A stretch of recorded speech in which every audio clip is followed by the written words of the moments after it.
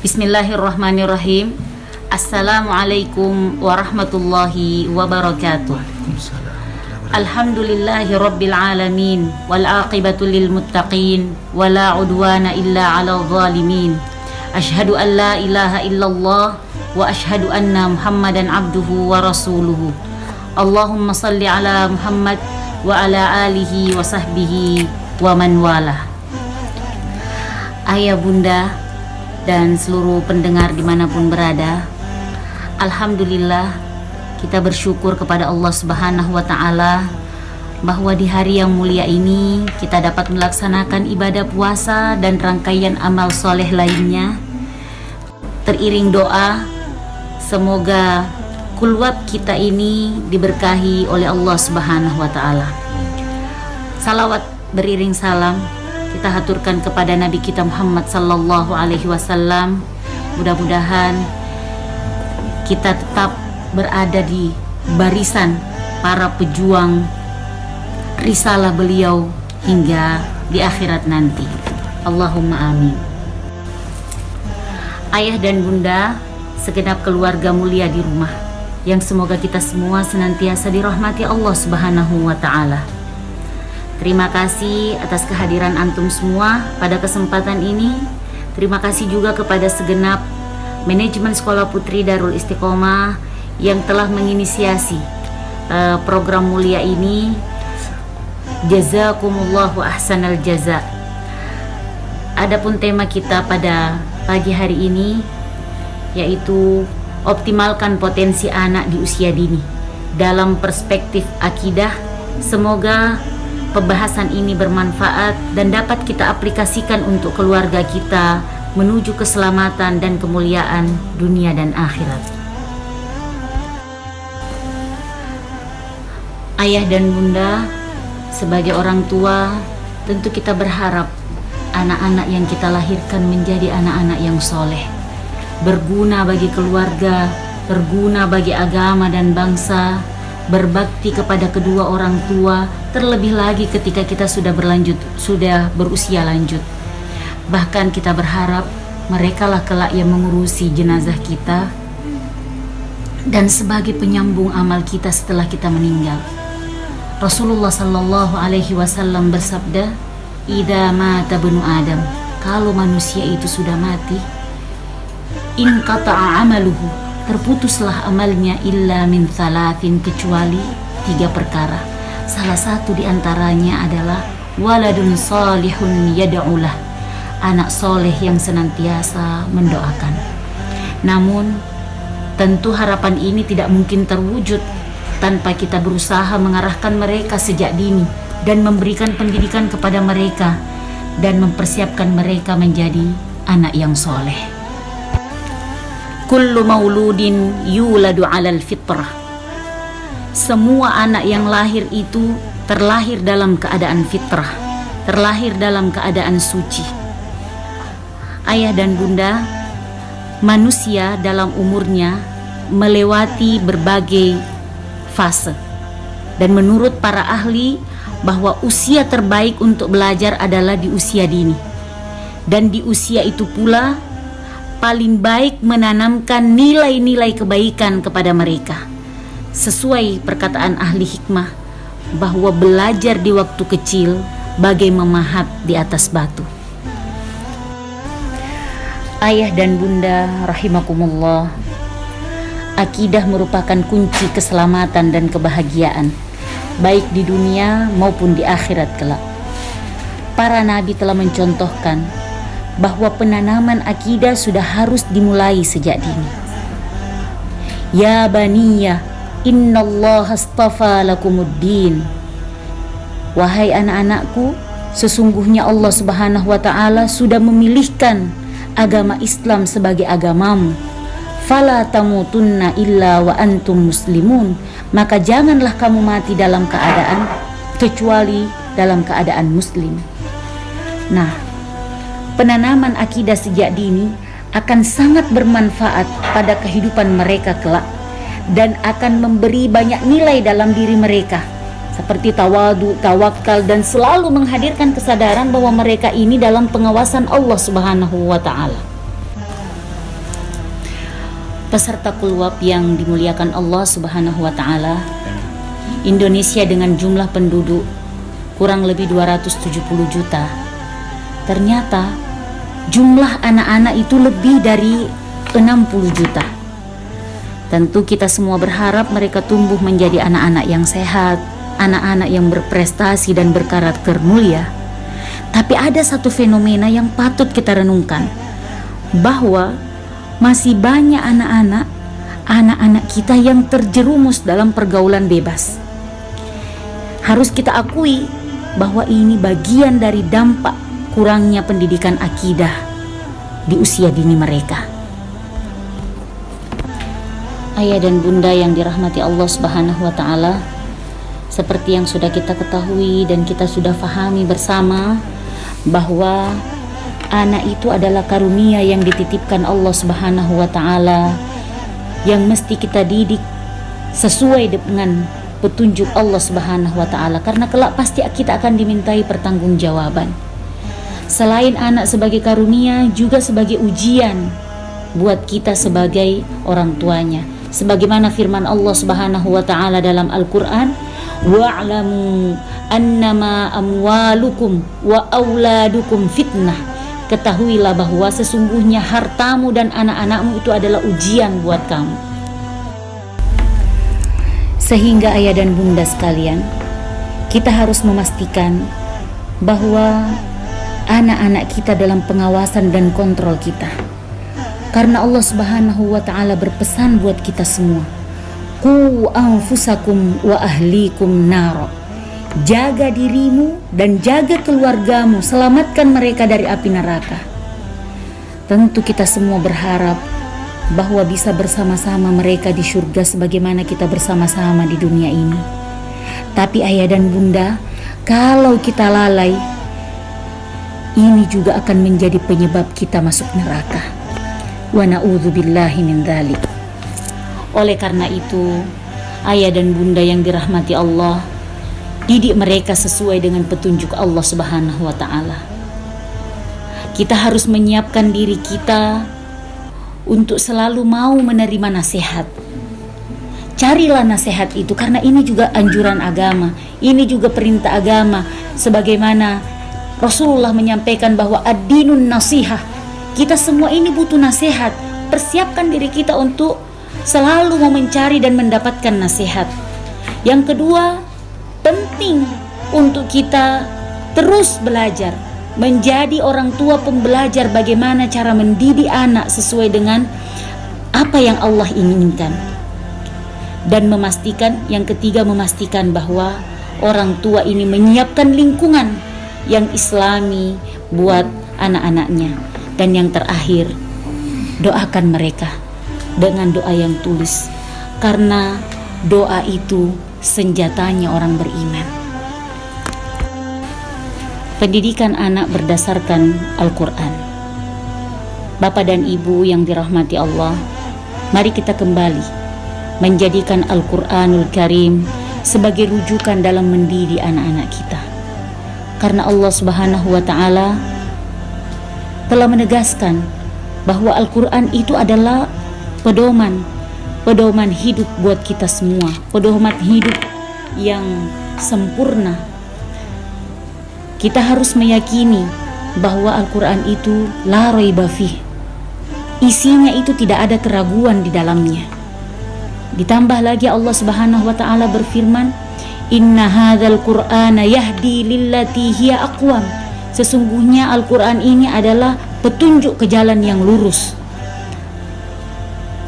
Sebagai kalamullah, Al-Quran juga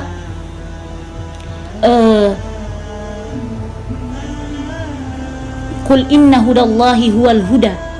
Sesungguhnya petunjuk Allah adalah petunjuk yang benar. Faman tabi'a hudayah, barang siapa yang mengikuti petunjuk Allah, fala khaufun alaihim, maka tidak ada keraguan. Siapa yang mengikuti petunjuk, maka tidak ada rasa takut atas mereka. Tetapi sebaliknya, siapa yang berpaling dari Al-Quran, siapa yang berpaling dari petunjuk Allah, wa man a'rada an dzikri fa inna lahu ma'isyatan dhanka, maka pasti mereka akan mendapatkan kehidupan yang sempit, dan kehidupan yang sempit bisa berakibat pada kehinaan dan kesengsaraan hidup. Sebagai orang tua, setidaknya ada 4 tanggung jawab yang wajib kita perhatikan dalam pendidikan akidah anak-anak kita. Yang pertama, tanamkan pendidikan tauhid kepada mereka. Yang kedua, tanamkan gemar beribadah. Yang ketiga, tanamkan akhlak dan adab agar mereka memiliki karakter yang mulia. Dan yang terakhir, memastikan lingkungan yang baik dan islami untuk mereka. Bapak Ibu yang berbahagia, yang pertama, tanamkan pendidikan tauhid kepada anak-anak kita. Harus kita pastikan bahwa anak-anak kita ini memahami makna kalimat tauhid, memaknai makna kalimat la ilaha illallah. Tidak ada Tuhan yang berhak disembah kecuali Allah. Begitu pula kalau kita mau mengajarkan surah kepada anak-anak kita, maka surah yang paling pertama yang mesti mereka kuasai, baik bacaan maupun kandungannya, itu adalah surah Al-Fatihah. Kenapa? Karena Al-Fatihah seluruh kandungannya ini merupakan pendidikan akidah buat anak-anak kita semua, kita dan anak-anak kita tentunya. Yang kedua, ayah bunda, bapak dan ibu sekalian, adalah menjadikan anak-anak ini, anak-anak kita semua gemar beribadah. Dalam suasana Ramadan di tengah COVID-19 ini, tentu ini adalah momentum yang tepat untuk menghidupkan dan mengajarkan anak-anak kita, membiasakan anak-anak kita dengan suasana beribadah di rumah. Saya membayangkan kebersamaan kita dengan mereka pada saat sahur, salat subuh berjamaah, begitu juga salat tarawih, bahkan qiyamul lail.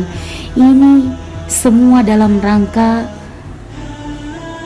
ingin menumbuhkan gemar ibadah kepada putra dan putri kita yang ada di rumah. Karena Rasulullah Sallallahu Alaihi Wasallam memang memerintahkan muru auladakum bis salah. Perintahkan anak-anakmu itu untuk sholat. Di usia berapa? Di usia 7 tahun. Tapi tidak ada larangan bahwa sebelum usia 7 tahun kita sudah membiasakan, meskipun tidak dipaksakan. Mereka hanya melihat, apalagi kalau mereka bisa ikut sholat bersama kita. Kemudian yang ketiga, tanamkan nilai akhlak dan adab. Tapi ini tentu erat hubungannya dengan keteladanan. Orang tua lah yang harus memberikan keteladanan kepada mereka, karena anak-anak ini anak-anak ini akan mencontoh perilaku, sikap dan akhlak dari orang tuanya. Mereka harus dipastikan untuk berakhlak kepada orang tua, saudara, tetangga, teman. Begitu juga adab-adab makan, minum dan tidur. Jadi yang keempat, memastikan lingkungan yang baik dan islami buat anak-anak kita. Kenapa? Karena salah satu faktor yang menentukan keterarahan anak-anak kita pada agama adalah lingkungan. Baik di lingkungan rumah maupun di sekolah. Iya. Karena almar'u ala dini khalilihi. Seseorang itu dipengaruhi oleh agama temannya, sehingga penting untuk kita perhatikan bagaimana ucapannya, bagaimana cara mereka berbicara, tingkah lakunya seperti apa, cara berpikirnya bagaimana, pola hidupnya seperti apa. Ini tergantung lingkungannya. Ini orang tua penting untuk perhatikan. Salah satu di antaranya, kita harus berhati-hati dengan pengaruh media. Pastikan bahwa tontonan anak-anak kita baik di TV maupun di gadget itu adalah tontonan yang baik, yang terkontrol. Kemudian yang kelima, keluarga Luqman. Salah satu potret keluarga yang diabadikan dalam Al-Quran adalah potret keluarga Luqmanul Hakim. Allah mengangkat kisah keluarga ini untuk dijadikan rujukan dalam mendidik anak. Ini juga sebagai penguatan terhadap 4 poin yang kita bahas tadi, di mana Luqman mengajarkan kepada anaknya, ya bunayya la tusyrik billah, jangan engkau mensyirikatkan Allah. Luqman mengingatkan jasa orang tua, bagaimana kita harus berbirrul walidain. Kemudian al-imanu bil akhirah, bahwa dunia ini adalah sementara dan akhirat itu selamanya. Memerintahkan anaknya, mengajarkan anaknya untuk menegakkan sholat, amar ma'ruf nahi mungkar. Kemudian lebih mendetail lagi bahwa di ayat 18 sampai 19 Luqman secara mendetail mengajarkan adab kepada anaknya tentang etika berkomunikasi, etika berjalan. Subhanallah, inilah potret keluarga yang wajib kita jadikan rujukan untuk bagaimana kita mendidik akidah buat anak-anak kita sejak dini. Mencontoh Rasulullah Sallallahu Alaihi Wasallam. Ayah bunda, Rasulullah adalah manusia yang paling sempurna, wajib untuk dijadikan teladan, termasuk dalam mendidik anak. Kembali, jika kita membuka referensi, kita akan menemukan bagaimana Rasulullah memberikan perhatian terhadap pendidikan dan pembinaan anak-anak. Ada banyak sekali bukti sejarah dan hadis yang sahih yang menunjukkan bahwa Rasul itu memberi perhatian terhadap mereka, para anak-anak itu. Bagaimana Ibnu Abbas dididik oleh Rasulullah di usia dini. Seperti yang sangat populer kita dengar nasihat yang diabadikan ya, bahwa Rasulullah menanamkan pendidikan akidah kepada Ibnu Abbas. Ihfadillah yahfaduk, pelihara Allah, jaga Allah, niscaya Allah akan menjagamu. Luar biasa. Kemudian bagaimana Hasan dan Husain, cucu tercinta beliau, tumbuh dalam pendidikan akidah, dalam nuansa kasih sayang, mengajak mereka, ya seperti yang kita ketahui bahwa Rasulullah salat, lalu kemudian Hasan dan Husain ini naik di punggungnya Rasulullah, dan Rasulullah membiarkan hal itu. Ini bukti bahwa dia tumbuh dalam nuansa ibadah, tapi tetap dalam nuansa kasih sayang dari seorang Rasul. Akhirnya Bapak dan Ibu semua, manfaat jika anak-anak ini mempunyai akidah yang benar. Setelah kita berjuang dan berkorban dalam mendidik anak-anak kita di usia dini, di masa golden age-nya, maka kita bisa memastikan kelak anak-anak kita ini bertumbuh dengan iman yang kokoh, percaya diri, karena yakin bahwa yang menjadikan seseorang mulia dan hina itu hanya Allah Subhanahu wa Ta'ala. Mereka juga selalu merasa dalam pengawasan Allah sehingga mereka takut melakukan dosa. Mereka juga mempunyai motivasi yang tinggi untuk berprestasi serta senantiasa memuliakan orang tua. Dan insya Allah kita akan mendapatkan doa dari mereka. Anak-anak yang memiliki akidah yang benar akan mendapatkan keselamatan yang hakiki dan membahagiakan orang tuanya di dunia ini dan insya Allah sampai ke surga nanti. Allahumma amin. Baik Bapak dan Ibu, demikianlah sharing kita pada kesempatan ini. Semoga diberkahi Allah Subhanahu wa Ta'ala. Dan terima kasih atas segala perhatian, serta mohon maaf jika ada hal yang kurang berkenan. Insya Allah kita lanjutkan pada forum diskusi, dan saya kembalikan ke moderator. Wabillahi taufiq wal hidayah. Wassalamualaikum warahmatullahi wabarakatuh.